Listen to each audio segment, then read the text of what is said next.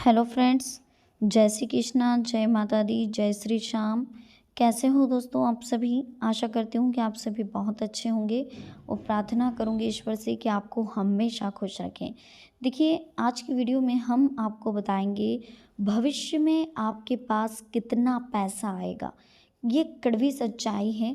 अगर आप जानना चाहते हैं तो दिल से कुछ नहीं करना है, सबसे पहले वीडियो को लाइक करना है, चैनल को सब्सक्राइब करना है, बेल आइकन को प्रेस करना है, साथ ही वीडियो को शेयर करना है।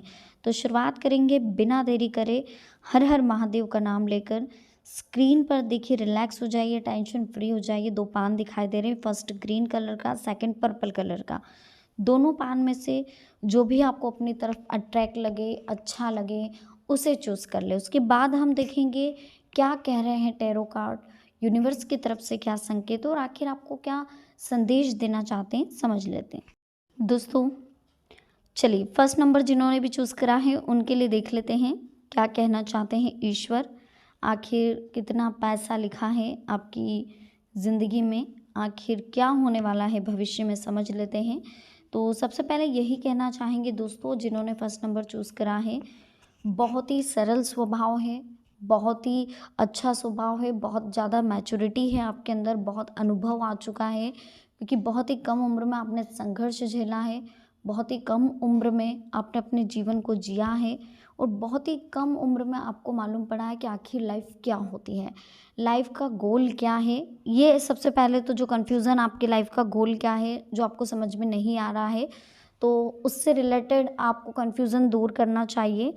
आप चाहे तो किसी अनुभवी से सलाह ले सकते हैं, बड़े बुजुर्गों से सलाह ले सकते हैं। अपनी लाइफ का एक गोल रखें, उसके बाद आपको पता चलेगा कि आखिर ज़िंदगी क्या है। आपको ज़िंदगी को जीने के लिए पैसों की ज़रूरत पड़ेगी और बहुत पैसा है आपकी किस्मत में, भविष्य में बहुत पैसा आएगा। खुद का बैंक बैलेंस होगा, खुद की गाड़ी होगी, खुद का घर होगा। तो बिल्कुल टेंशन ना लें, बस लाइफ को रिलैक्स रह कर के जिए।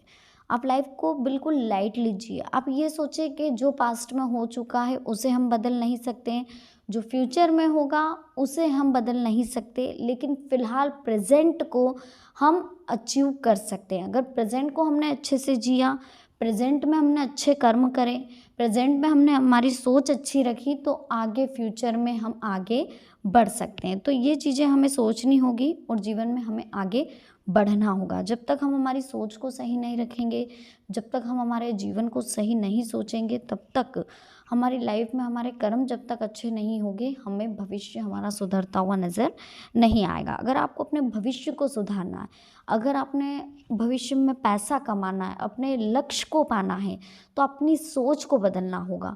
देखिए, इंसान अपनी सोच से ही गरीबी और अमीरी का शिकार होता है। अगर आपकी सोच सही नहीं है दूसरों के प्रति, आप घर के सदस्यों पर ही जल रहे हैं, सबके लिए बुरा सोच रहे हैं, नीयत आपकी अच्छी नहीं है, दूसरों से आप पैसा किसी को भी आप ज़्यादा दे रहे, डॉक्टर को आप ज़्यादा दे सकते हैं, वकीलों को आप पैसा बांट रहे, लेकिन कोई गरीब अगर आपके घर पर आ रहा है, उसको उसका खुद का पैसा लेना है, फिर भी आपकी नीयत खराब हो गई, आप उसका पैसा नहीं लौटा रहे हैं, तो फिर सोचिए आपके भाग्य को बल कैसे मिलेगा, फिर आपका भाग्य कैसे उज्जवल होगा, कैसे आपके पास पैसा रुकेगा, जबकि आपकी नीयत ही खराब है।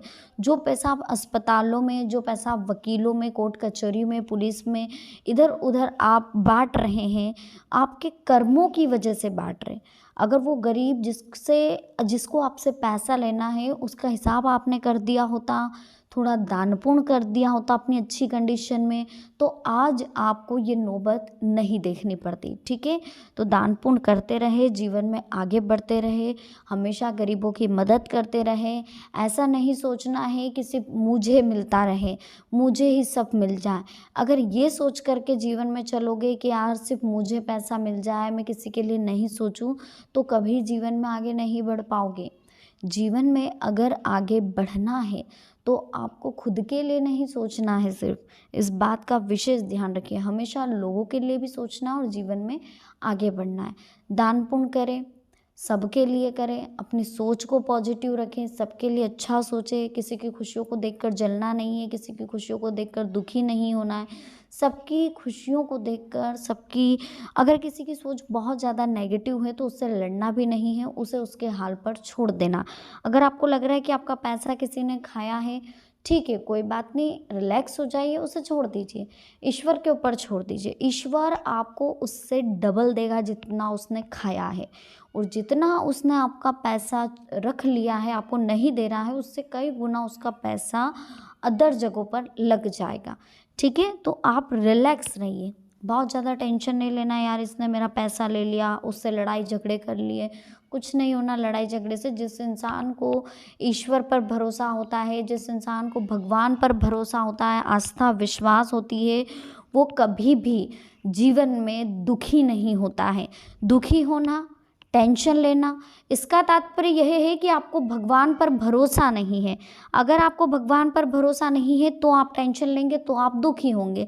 रास्ते खोजें, अगर पता चल रहा है ना कि यहाँ प्रॉब्लम आने वाली है तो उसका रास्ता खोजें, उस समस्याओं से घबराए नहीं। पैसा बहुत है लाइफ में, टेंशन नहीं लेना है, खुद को चेंज करें, अपनी सोच को चेंज करें, सब कुछ ठीक होगा।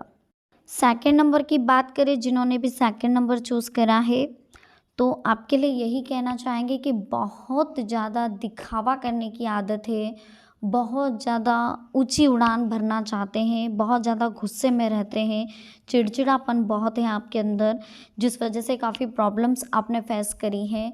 आपकी वाणी की वजह से, आपकी बोलचाल की वजह से आपके संबंध काफ़ी जगह से ख़राब हुए हैं, काफ़ी जगह आप परेशान भी हुए हैं।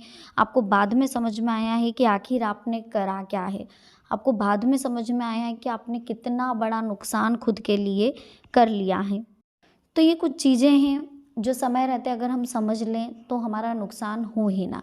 आपकी फर्स्ट जो कमजोरी, आपके भाग्य में बहुत पैसा लिखा है, बहुत मेहनती है, बहुत उज्जवल भविष्य है, क्योंकि आपका दिल साफ है, आपकी नीयत साफ है, आपकी सोच अच्छी हो सकती है, लेकिन ज़रूरत है उसे मैच्योरिटी देने की, ज़रूरत है उसे मोटिवेट करने की। उस मोटिवेट हम खुद करेंगे, हम खुद अपने लिए एक बहुत अच्छा मोटिवेशनल स्पीकर हैं।